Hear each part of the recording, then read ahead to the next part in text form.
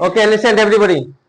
আগে আমার সাথে একবার বলবেন সবাই, তারপরে লিখবেন, নয় ক্লাসের টাইম শেষ হয়ে যাবে। আজকে কি লেখাতে চাইছি এখানে?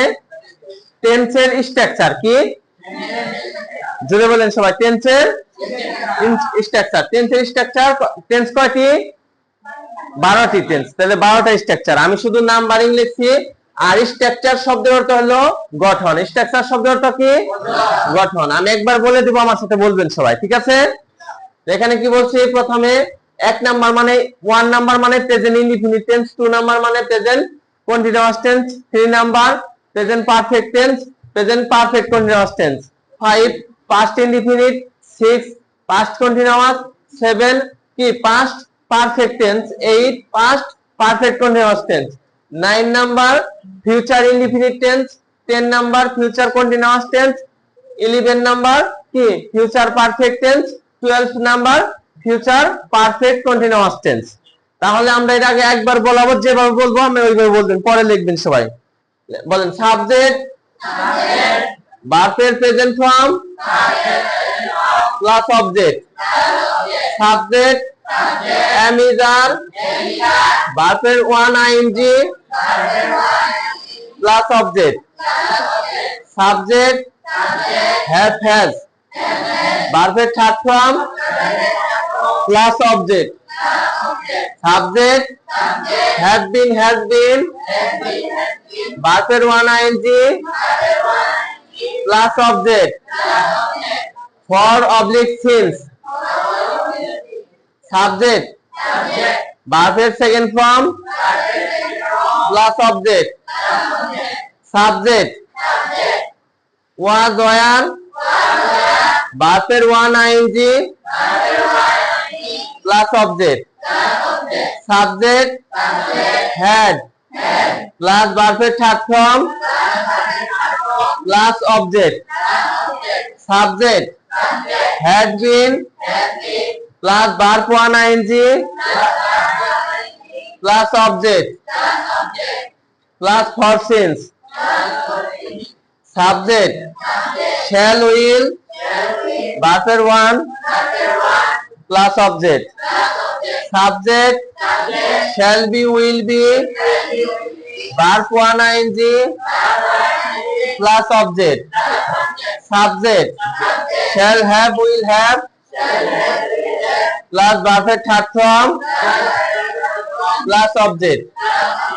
Subject shall have been will have been plus verb 1 ing plus object plus for since।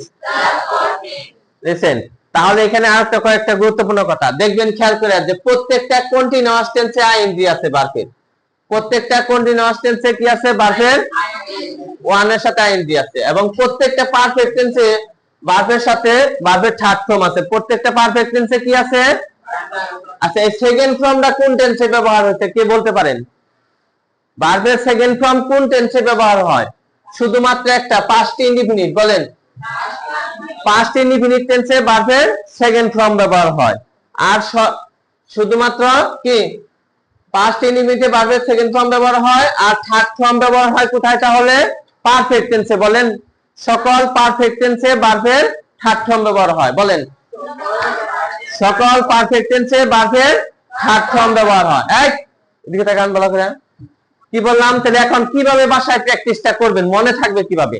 এইভাবে বলবেন সবাই। Present indefinite tense subject plus ভার্বের 1 plus object. Present continuous tense subject plus ভার্বের am is are plus verb 1 ing plus object. Present perfect tense subject plus have has plus ভার্বের third form plus object. Present perfect continuous tense subject plus have been has been plus verb 1 ing plus object plus for oblique। past indefinite tense subject plus verb second form plus object। past continuous tense subject plus was were plus verb 1 ing plus object। past perfect tense subject had plus verb third form plus object। past perfect continuous tense subject had been plus verb 1 ing plus object plus for oblique since। future indefinite tense subject plus shall will plus verb 1 ing plus verb 1 plus object।